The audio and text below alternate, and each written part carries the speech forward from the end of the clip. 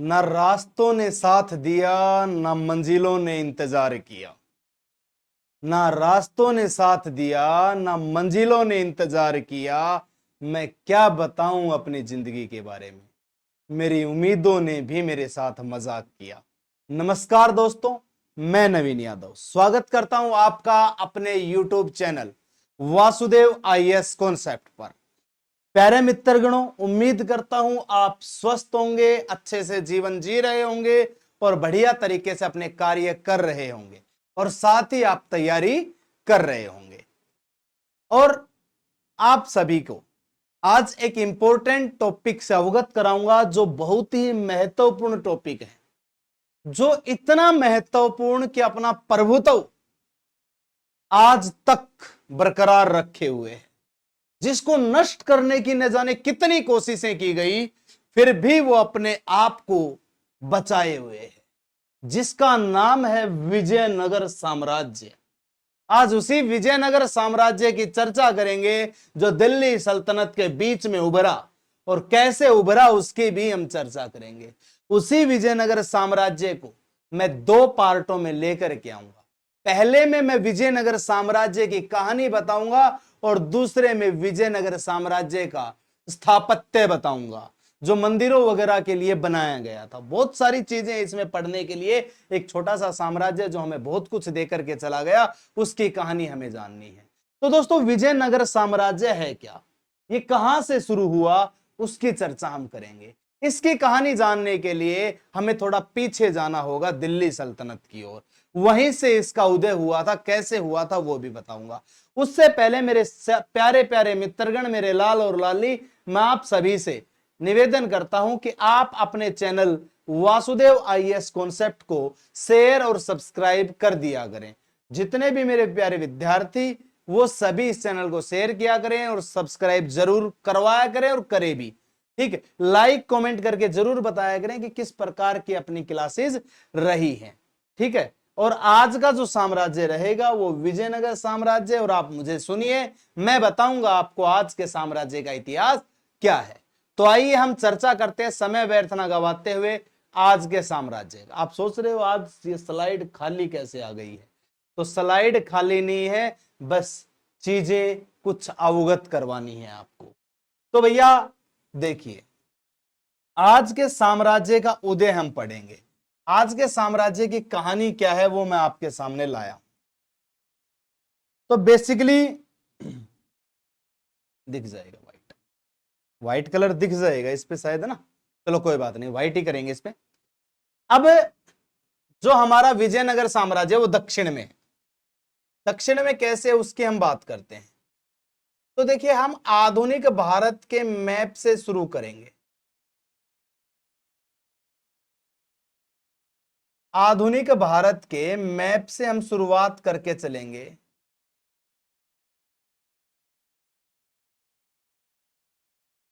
जो हमारे आधुनिक भारत का हिस्सा रहेगा, उस विजयनगर साम्राज्य की चर्चा हम करेंगे। कैसे बनेगा वो विजयनगर साम्राज्य? तो देखिए,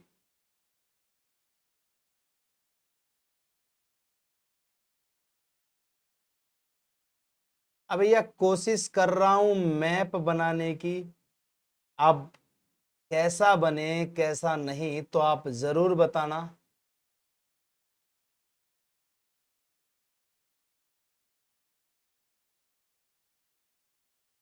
जो मैप बनाया गया है वो किस प्रकार से, क्योंकि भैया चित्रकार नहीं है, छोटा मोटा बस बना लेते हैं आप लोगों के आशीर्वाद से।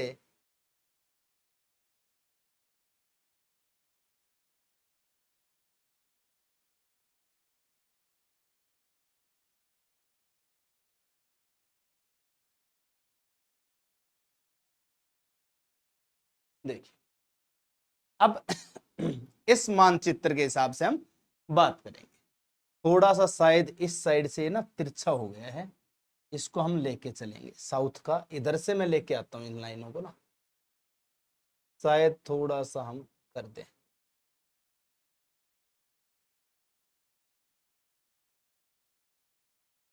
और इस प्रकार से ये गुजरात साम्राज्य रहेगा। किस प्रकार से हम बात करेंगे, ये जो विजयनगर साम्राज्य है इसकी चर्चाएं क्या रही, किस प्रकार से इनकी चर्चाएं रहेंगी, उनके बारे में हम देखेंगे। तो देखिएगा, इधर एक नदी बहती है जिसका नाम है कृष्णा नदी, इधर से बहती हुई जाती है कृष्णा नदी। इसके नॉर्थ साइड में एक साम्राज्य आया था बहमनी, ठीक। और इसी कृष्णा की एक सहायक नदी है जिसका नाम है तुंगभद्रा। इसके दक्षिण वाले एरिया में आया था विजयनगर साम्राज्य। तुंगभद्रा के दक्षिण में विजयनगर और कृष्णा के उत्तर में कौन सा साम्राज्य, बहमनी। अब देखिए तुंगभद्रा और इसके बीच में जो जगह बची इसे कहते हैं रायचूर दोआब। क्या कहते हैं, रायचूर दोआब। ये जो रायचूर दोआब है, इस रायचूर दोआब के ऊपर झगड़ा होता था बहमनी और विजयनगर वालों का। लेकिन ये विजयनगर और बहमनी का इस दोआब पर झगड़ा होता था, लेकिन झगड़ा तो बाद में होगा, पहले वंश कहां से आया। तो मैंने बताया विजयनगर साम्राज्य तुंगभद्रा के दक्षिण में बसा हुआ था, एक नदी है तुंगभद्रा जो कृष्णा के सहायक है। तो अब ध्यान से सुनो, उत्तर भारत की ओर वंश चल रहे थे दिल्ली सल्तनत में, और एक व्यक्ति था खिलजी, जिसको अलाउद्दीन खिलजी बोलते हैं। अलाउद्दीन खिलजी पहला वो शासक था जो दक्षिण पर अटैक करेगा। जब वो दक्षिण पर अटैक करेगा उसके बाद के शासक दक्षिण पर अटैक तो करेंगे लेकिन बहुत कम सफलता प्राप्त करेंगे, लेकिन सबसे ज्यादा खिलजियों ने अपना परचम वहां पर बुलंद किया था और जीत गए थे, ठीक। लेकिन उसके बाद दो साम्राज्यों का उदय हो गया, बहमनी और विजयनगर का। लेकिन पहले विजयनगर आया, बाद में बहमनी आया, ठीक। अब खिलजियों के बाद तुगलक आए थे भाई। कौन आए थे, तुगलक। तुगलकों का एक शासक था मोहम्मद बिन तुगलक। याद होगा मैंने बताया था आपको मोहम्मद बिन तुगलक के बारे में। मोहम्मद बिन तुगलक वो शासक जो दक्षिण पे अभियान करने जाएगा। तो जब वो दक्षिण पे अभियान करने जाएगा तो दक्षिण में आप कर्नाटक और केरल के बीच का एक क्षेत्र देखते हो काम्पिल्य, उस काम्पिल्य पर अटैक करेगा और उस काम्पिल्य में क्या करेगा, वो वहां के दो प्रमुख सेना नायकों को गिरफ्तार कर लेगा। दो प्रमुख सेना नायक कौन रहेंगे, तो उन दो प्रमुख सेना नायकों का नाम होगा हरिहर और बुक्का।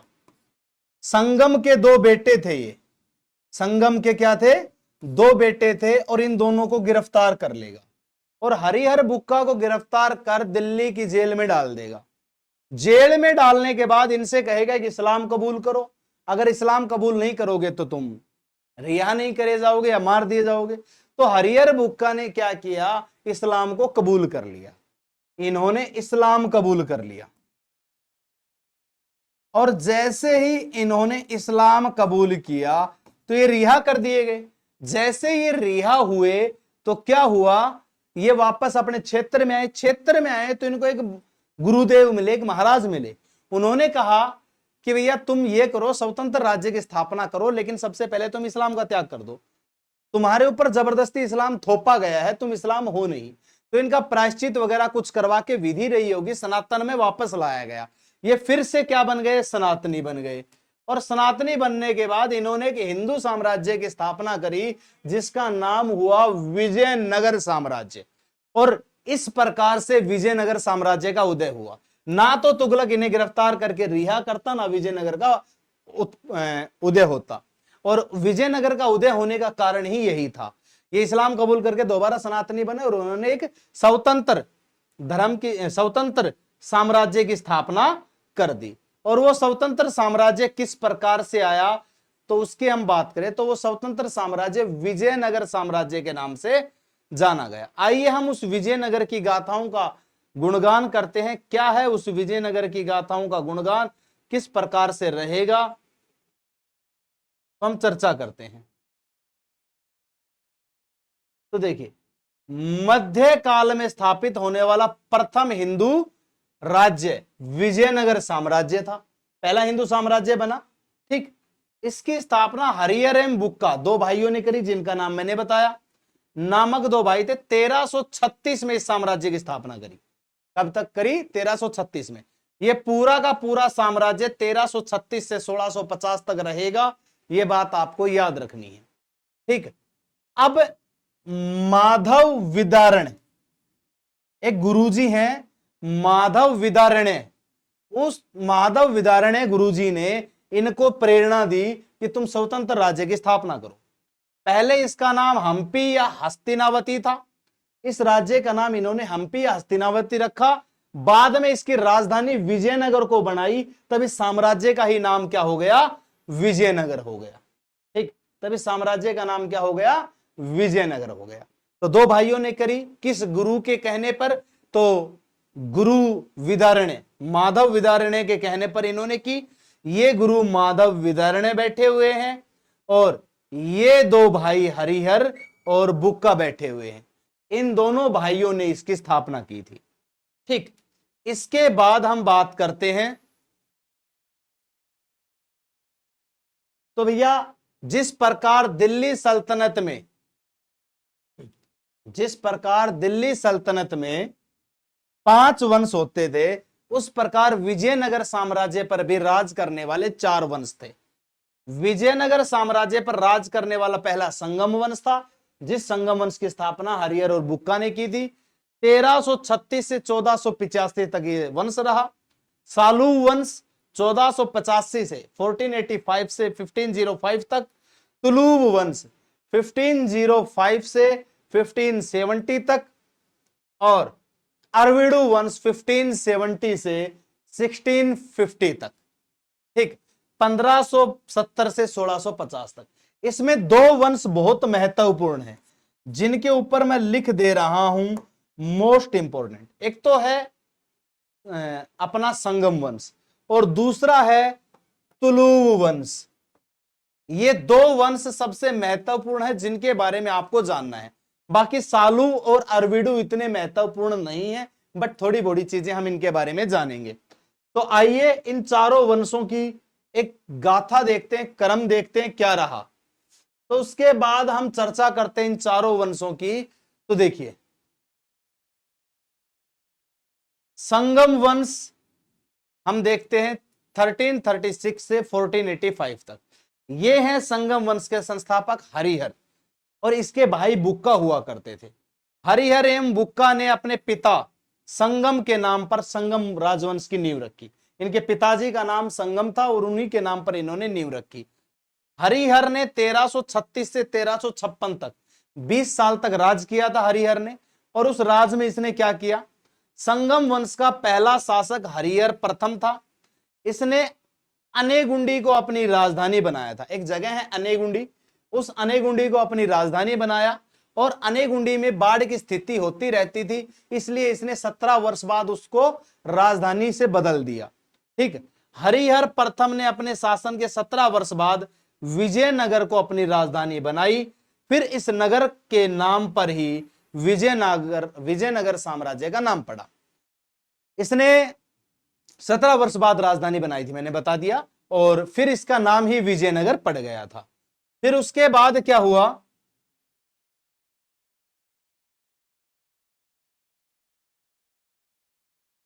तो उसके बाद की कहानी अगर हम पता करते हैं क्या होता है, तो देखिए 1346 में इसने होयसल राज्य को विजयनगर में मिला लिया। एक जगह है होयसल, उसको अपने विजयनगर में मिला लिया। 47 में बहमनी साम्राज्य की स्थापना से विस्तार रुक गया। इसके 11 साल बाद एक नया साम्राज्य है बहमनी, जिसकी अलाउद्दीन बहमन शाह ने स्थापना की थी, एक मुस्लिम साम्राज्य था। ठीक, उसके कारण इसका विस्तार रुक गया था। लेकिन 1356 में हरिहर प्रथम की मृत्यु हो गई। 1356 में 1356 में हरिहर की मृत्यु हो जाती है, और फिर इसकी मृत्यु के बाद बुक्का शासक बनता है। कौन बनता है? बुक्का, इसका भाई जो है वो शासक बनता है, और वो भी लगभग 20 साल राज करके जाएगा। इनकी कहानी मैं देखता हूं। हरिहर प्रथम के बाद बुक्का प्रथम शासक बना। ठीक, इसने मदुरई को जीतकर विजयनगर साम्राज्य में मिला लिया।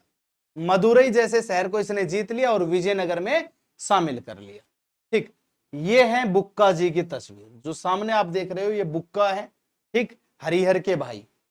इसने अपना एक राजदूत चीन भी भेजा। पूछ ले किस शासक ने, विजयनगर के किस शासक ने अपना राजदूत चीन भेजा, तो वो कौन था? बुक्का था। इसने वैदिक धर्म को प्रोत्साहन दिया और इसी उपलक्ष्य में वेद मार्ग प्रतिष्ठापक की उपाधि धारण की। इसने अपने आप को वेद मार्ग प्रतिष्ठापक कहा है। क्यों कहा है? तो इसने कहा कि वेद मार्ग प्रतिष्ठापक इसलिए हूं क्योंकि मैं वेदों का प्रोत्साहन कर रहा हूं। वेदों का प्रोत्साहन करते करते ये आगे बढ़ता है और फिर इसकी मृत्यु के बाद हरिहर द्वितीय शासक बनता है। ये प्रथम और द्वितीय क्या है, ये खुद नहीं लगाते थे अपने सामने, ये तो इतिहासकार जो हमारे होते हैं ना, उन्होंने लगाया, या हमने लगाया मैं कह सकता हूं, क्योंकि एक ही नाम के दो शासक होने के कारण हम पहचान नहीं पाते थे, इसलिए फर्स्ट और सेकंड उनके नाम के आगे लगा दिया। ये बुका फर्स्ट का बेटा था। हरिहर द्वितीय सिंहासन पर बैठता है, महाराजा धीराज की उपाधि धारण करता है। महाराजा धीराज की उपाधि धारण करने वाला ये बंदा था। ठीक है। हरिहर द्वितीय ने कनारा, मैसूर, त्रिचनापल्ली, कांची, कनारा, मैसूर, त्रिचनापल्ली और कांची सभी क्षेत्रों पर विजय प्राप्त कर ली। बहमनी सुल्तानों के कई बड़े आक्रमणों को विफल किया और परास्त किया।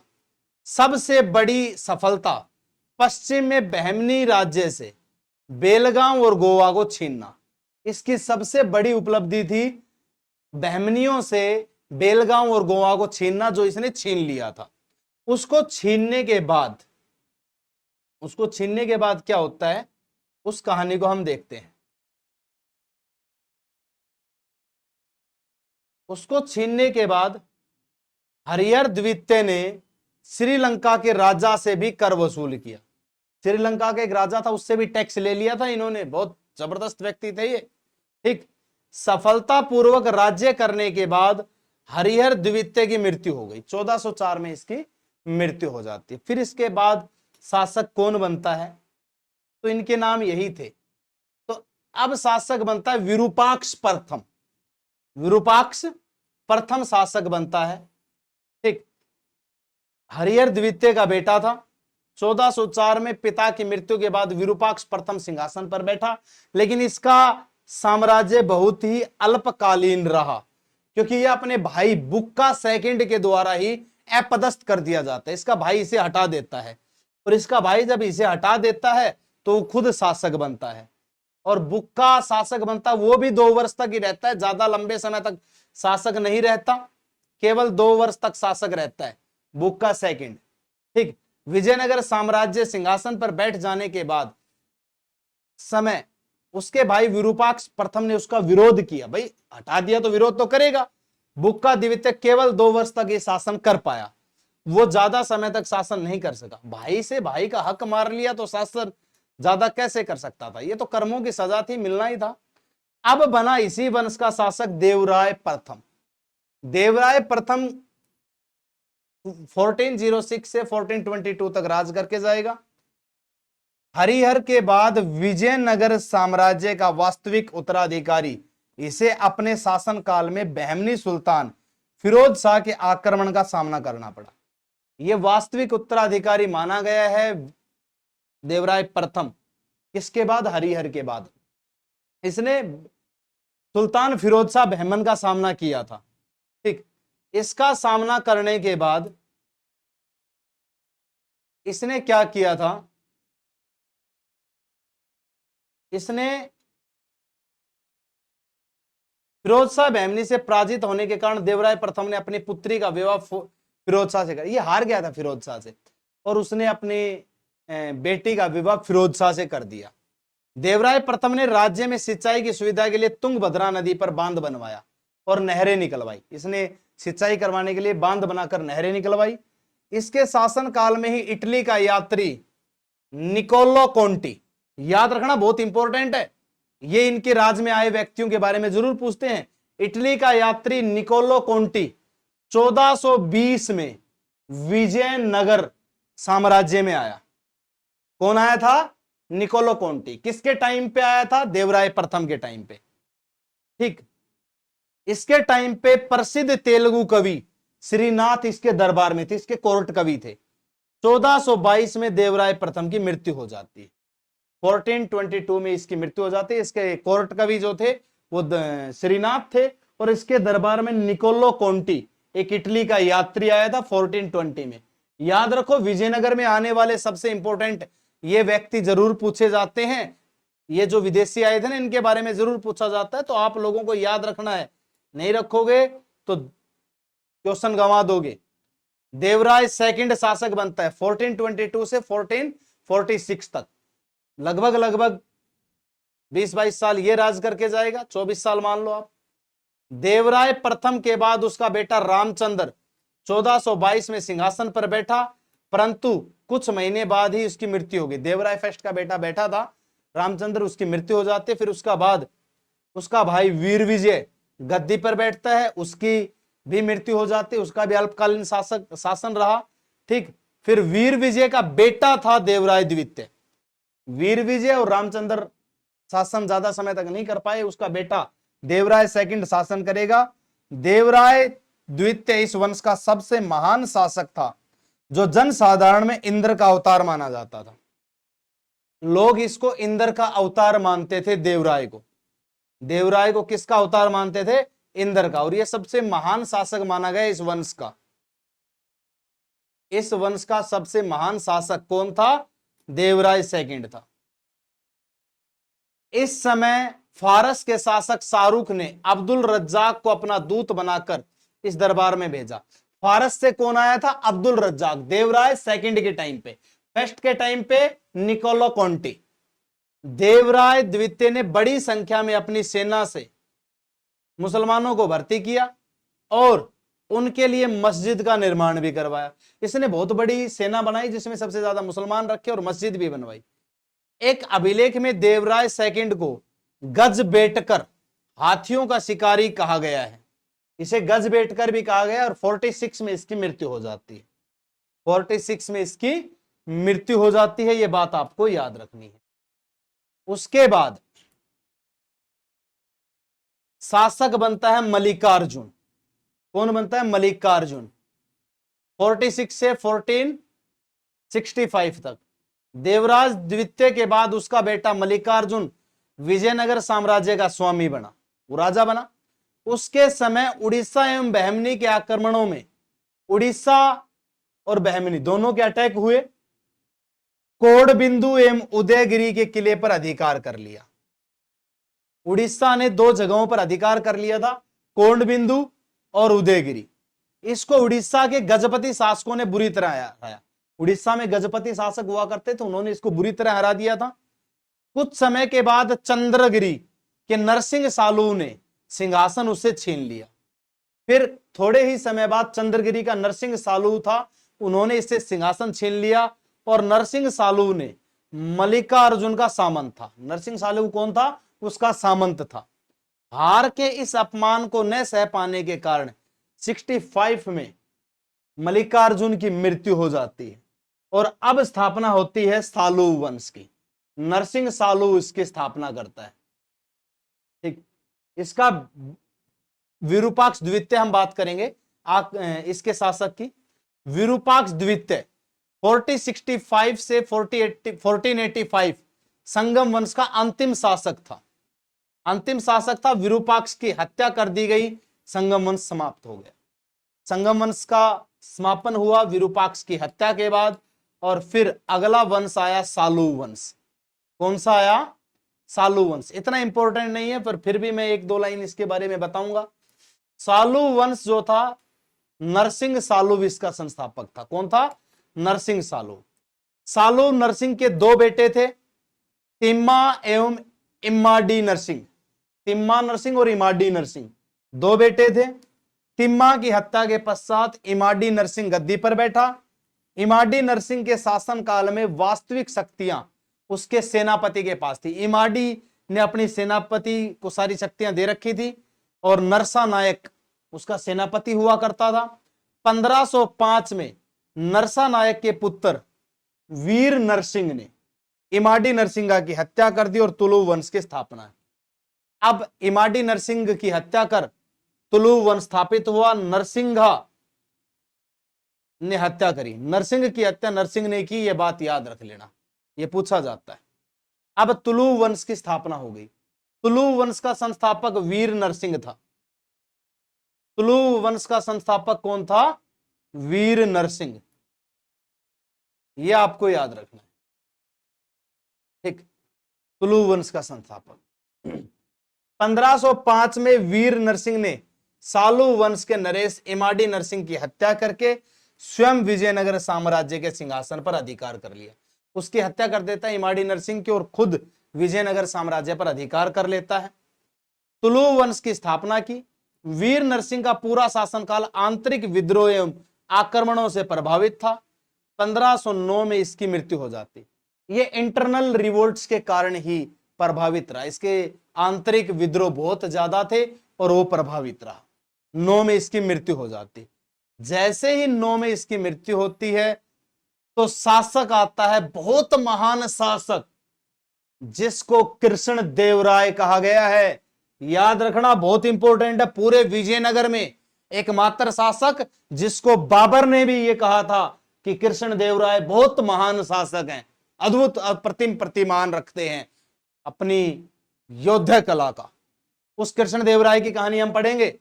1509 से 1529 तक शासन करेगा। 20 साल के शासन में विजयनगर का नक्शा बदल देगा कृष्ण देवराय। तुलु वंश का महान शासक कृष्ण देवराय था। वह 8 अगस्त 1509 ईस्वी को शासक बना।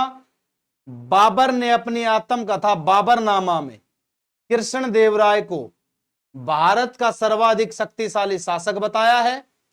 कृष्ण देवराय ने अपने सफल सैनिक अभियानों के अंतर्गत 1509 से 10 बिदर के सुल्तान महमूद शाह को अदोनी के समीप हराया था। बाबर ने इसकी प्रशंसा की और बहुत महान शासक इसे कहा है। वह 8 अगस्त 1509 को शासक बना। 1509-10 में इसने बिदर के नजदीक, बिदर का सुल्तान था महमूद शाह, उसको अदोनी के समीप हराया और उसको हराने के बाद अपने साम्राज्य का विस्तार करता चला जाएगा। इसके बारे में हमें देखना है। तो देखिए 1512 में कृष्ण देवराय ने बीजापुर के शासक यूसुफ आदिल खां को परास्त कर दिया। 12 में यूसुफ आदिल शाह को परास्त किया, ठीक। गुलबर्गा के किले पर अधिकार कर लिया। और किस किले को जीत लेता है? गुलबर्गा के किले को। 1513-18 में क्या करेगा? उड़ीसा के गजपति शासक प्रताप रुद्रदेव के कम से कम 4 बार युद्ध करेगा और प्रताप रुद्रदेव को चारों बार चारों खाने चित करेगा कृष्ण देवराय, और उसे हर बार पराजित किया। और बार बार हारने के पश्चात प्रताप रुद्रदेव ने कृष्ण देवराय से संधि की प्रार्थना करी और अपनी बेटी का विवाह कृष्ण देवराय से कर दिया। उसने कहा कि हे कृष्ण देवराय, क्षमा करो और मैं हारना नहीं चाहता, मैं अपनी बेटी का विवाह तुमसे करना चाहता हूं। और इसके किस्से बहुत प्रसिद्ध हैं कृष्ण देवराय और तेनालीराम के। एक सीरियल भी आता है कृष्णा और तेनालीरामा, इसके ऊपर, जैसे अकबर बीरबल की कहानी है ना, उससे पहले ये चर्चित रहे हैं कृष्णा और तेनालीरामा। तेनालीरामा बहुत प्रसिद्ध व्यक्ति रहे, तेलुगु के कवि रहे हैं, कभी उसके बारे में जानना। बहुत गजब के व्यक्ति रहे हैं और बहुत दिमागदार व्यक्ति था कृष्ण देवराय। ऐसे ही नहीं शासन की व्यवस्था कर ली इसने, बहुत टॉप का था, अपने आप में अप्रतिम प्रतिमान रखता था। उसके बाद 1520 में कृष्ण देवराय ने अपने समस्त शत्रुओं को परास्त कर दिया। 1520 तक 11 साल के अंदर तो सारे के सारे शासक हरा दिए थे इसने, इसके दुश्मन थे वे। कृष्ण देवराय ने तेलुगु में अमुक्त माल्याद एवं संस्कृत में जाम्बती कल्याणम की रचना की। ये खुद भी राइटर था। इसने संस्कृत में जामवंती कल्याणम और तेलुगु में अमुक्त माल्याद की रचना की थी। कृष्ण देवराय ने आंध्र भोज, अभिनव भोज और आंध्र पितामह आदि उपाधि धारण की थी। आंध्र भोज, अभिनव भोज और आंध्र पितामह की उपाधि धारण की। कृष्ण देवराय ने शासनकाल में पुर्तगाली यात्री डोमिगोस पायस और बारबोस विजयनगर आए थे। कृष्ण देवराय या तो देवराय फर्स्ट और सेकंड के राज्य में आए थे, और या कृष्ण देवराय के टाइम पे आए थे। डोमिगोस और बारबोस, इन दोनों के नाम याद रखने हैं आपको। 4 यात्री, चारों के नाम याद रखने हैं और ये पूछे जाते हैं, इसीलिए नहीं मैं बता रहा आपको, ये पूछे जाते हैं। अगर पूछे नहीं जाते तो मैं नहीं बताता आपको। ये एग्जाम में मोस्ट इंपोर्टेंट रहते हैं। विजयनगर साम्राज्य कोई हल्का साम्राज्य थोड़ी था कि ऐसे पढ़ लिया हमने। अब उसके बाद कृष्ण देवराय के दरबार में तेलुगु साहित्य के 8 सर्वश्रेष्ठ कवि थे। वो 8 सर्वश्रेष्ठ कवि थे जिन्हें अष्ट दिग्गज कहा जाता था। अष्ट दिग्गज के नाम से 8 सर्वश्रेष्ठ कवि थे।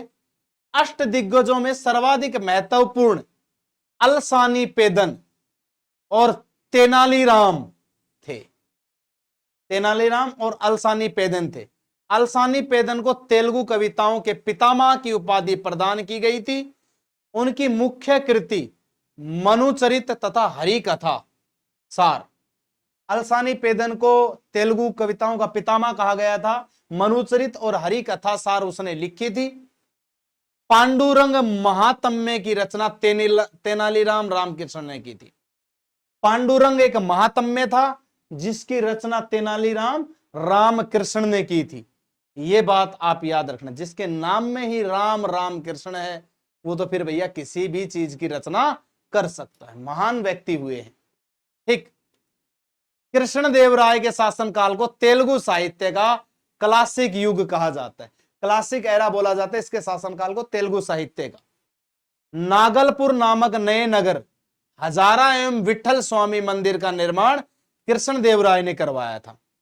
कृष्ण देवराय ने 2 मंदिर बनवाए थे, नागलपुर और हजारा और विठल स्वामी मंदिर।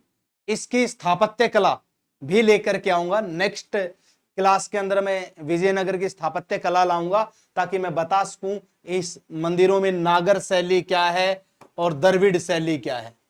नागर शैली और द्रविड़ शैली का जिक्र जरूर करूंगा जिनके बारे में आपको जानना है। ठीक है, कृष्ण देवराय की मृत्यु 1529 में हो गई थी।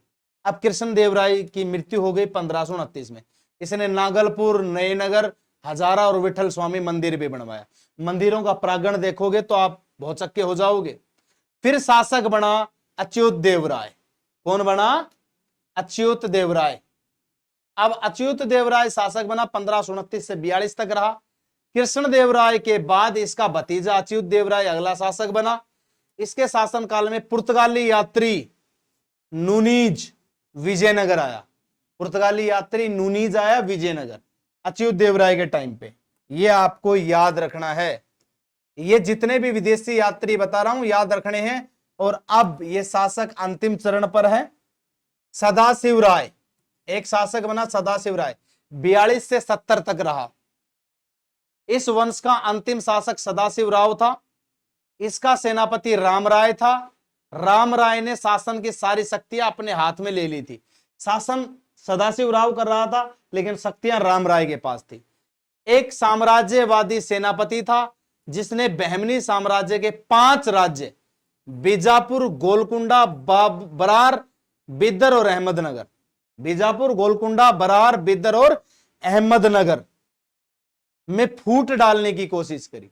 इसने इन 5 को तोड़ना चाहा लेकिन 5 को तोड़ने के कारण 4 राज्य एक रहे लेकिन बरार इनके साथ शामिल नहीं हुआ। बरार शामिल नहीं हुआ, बाकी चारों एक रहे और उन्होंने अटैक कर दिया।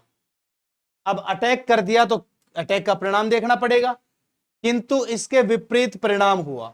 बहमनी साम्राज्य के 5 राज्यों में से बरार को छोड़कर शेष चारों ने मिलकर 1565 में विजयनगर पर हमला कर दिया। अब विजयनगर पर हमला कर दिया तो इस युद्ध को तालीकोटा का युद्ध कहा जाता है। तालीकोटा के युद्ध में अटैक किया था। किस युद्ध में अटैक किया था? तालीकोटा के युद्ध में। अब तालीकोटा के युद्ध में अटैक किया चारों ने, बरार ने अटैक नहीं किया, वो बहकाव में आ गया। इस युद्ध के मैदान में सेनापति रामराय मारा गया। खुद शक्तियां रख रहा था, धोखा किया तो मारा गया। सदाशिव राय ने अपना अगला सेनापति तिरुमल को बनाया और तिरुमल ने सदाशिव को ही मार दिया। तिरुमल ने सदाशिव राव की हत्या कर दी और एक नया वंश अरविड़ु वंश की स्थापना की। अब धोखे से वंश स्थापित किया तो भी इतना लंबा नहीं चला, धोखे से किया तो किया लेकिन साम्राज्य का विस्तार नहीं कर पाया वो। और अरविडू वंश इतना महत्वपूर्ण नहीं है, बट फिर भी कुछ लाइनें इसके बारे में देख लेते हैं। अरविडू वंश, इस वंश की स्थापना तिरुमल ने की 1570 में। ठीक, यह वंश दक्षिण भारत के विजयनगर साम्राज्य का चौथा और अंतिम वंश था। ठीक, पेनुगोंडा इस वंश की राजधानी थी। इसने अपनी राजधानी पेनुगोंडा को बनाया, विजयनगर नहीं रखी। इस वंश का अंतिम शासक श्रीरंग तृतीय था। इसका आखिरी शासक श्रीरंग तृतीय था, जिसके राज्य में तंजौर, मैसूर, मदुरई स्वतंत्र राज्यों का निर्माण हुआ। विजयनगर साम्राज्य का पतन हो गया। जैसे ही श्रीरंग शासक बना, तंजौर, मैसूर, मदुरई स्वतंत्र शासक बन गए, स्वतंत्र राज्य बन गए और विजयनगर साम्राज्य का पतन हो गया। अरविडू आखिरी वंश बना और उसके बाद विजयनगर की समाप्ति हो गई। जैसे ही विजयनगर समाप्त हुआ तो उसके अलावा कुछ मैं प्रशासन व्यवस्थाएं देख लेता हूं। तो विजयनगर की प्रशासन व्यवस्था क्या थी, एडमिनिस्ट्रेशन क्या था इनका? तो देखिए, विजयनगर साम्राज्य प्रशासन केंद्रमुखी प्रशासन था, यानी कि राजा के प्रति सभी उत्तरदायी थे। विजयनगर राज्य का स्वरूप राजतंत्रात्मक था, सब लोग राजा को ही महत्व देंगे। प्रमुख राजा स्वयं होता था, हेड था राजा खुद। विजयनगर के राजा राय की उपाधि धारण करते थे। जितने भी राजा बनते थे वो राय की उपाधि धारण करते थे, राय कहलाते थे। और स्वयं को ईश्वर तुल्य मानते थे, वो खुद को ईश्वर के समान मानते थे। इस काल में राजा की सहायता के लिए दो परिषदें थी, दो परिषद बनाई गई थी, राज्य परिषद और मंत्री परिषद, जो किसकी हेल्प करती थी? राजा की हेल्प करती थी। ये दो परिषद क्या थी? तो देखिए, राज्य परिषद क्या थी? तो राज्य परिषद थी, इसका स्वरूप बहुत व्यापक था, बहुत महत्वपूर्ण था। राजा इसी की सलाह पर नीतियों को बनाता था। कुछ भी हो जाए, राजा राज्य परिषद की सलाह पर ही बनाता था। इसकी स्थिति औपचारिक अधिक होती थी, इसकी बातें ज्यादा मानता था। मंत्री परिषद क्या था?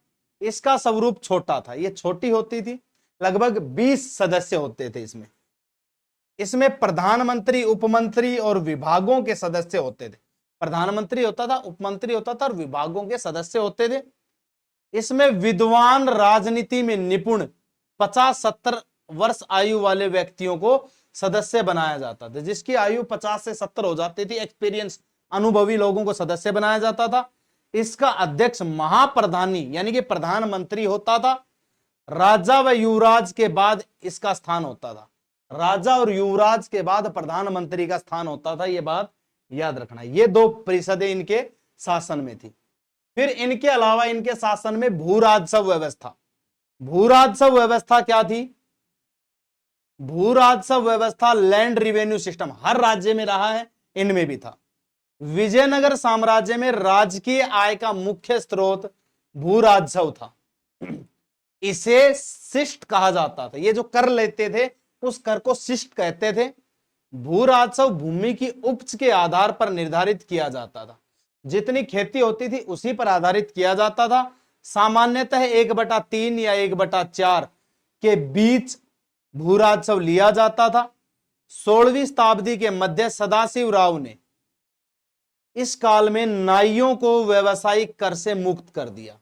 जो नापित व्यक्ति होते थे, नाई व्यक्ति जो होते थे, नाई का काम जो करते थे, उनको इस टैक्स से मुक्त कर दिया सदाशिव राय ने। सदाशिव राय ने इस टैक्स से उनको मुक्त कर दिया। लेकिन ये जो टैक्स लेते थे उसे शिष्ट कहते थे, जो भूमि की उपज पर आधारित होता था। यह था विजयनगर साम्राज्य का शासन और विजयनगर साम्राज्य की भू राजस्व व्यवस्था और प्रशासनिक व्यवस्था। और विजयनगर साम्राज्य की स्थापना कैसे हुई उसके बारे में हमने जाना। विजयनगर की कहानी को हमने जान लिया है। अब विजयनगर की कहानी के बाद हम बात करेंगे इसके स्थापत्य कला की, इसके संस्कृति के बारे में और इसके मंदिरों के बारे में।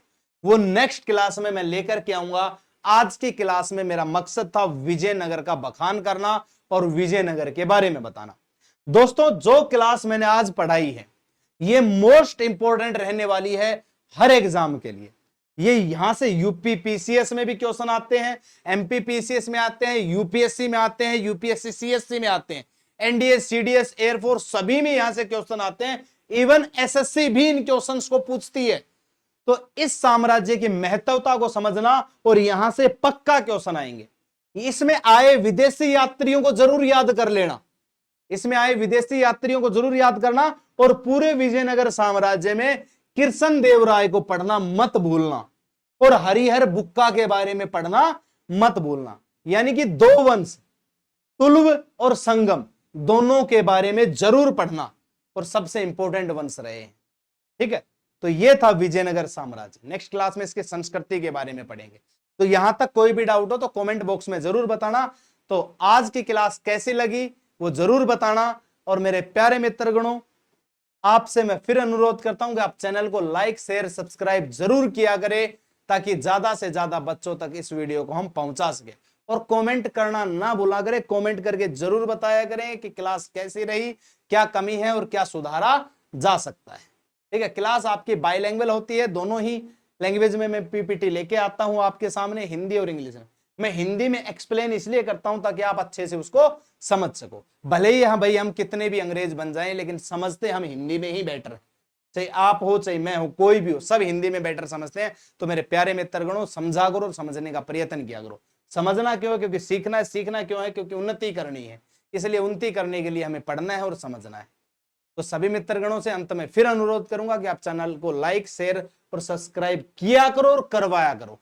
ठीक है, सभी से शेयर सब्सक्राइब कराओ ताकि ज्यादा से ज्यादा लोगों तक हम वीडियो पहुंचा सके। तो आज के लिए इतना ही रहेगा। जय हिंद, जय भारत, थैंक यू।